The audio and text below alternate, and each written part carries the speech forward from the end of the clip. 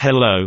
In this video, you're going to see how to install table themes for WPN, also known as Winning Poker Network, which includes America's Cardroom, Black Chip Poker, and others. Step 1. Download the zip file with the theme to your computer.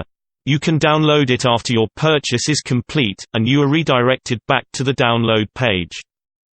You can also find the download link in your purchase receipt email. I already have the zip file with the theme here on my desktop.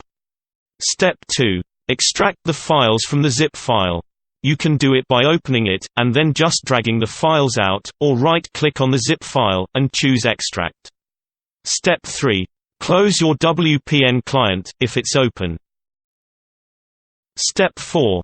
Run the theme installer. During the installation, choose the correct destination folder, where your WPN client is installed.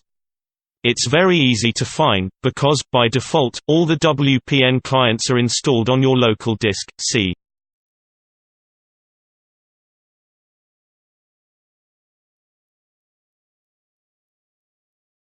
Congratulations!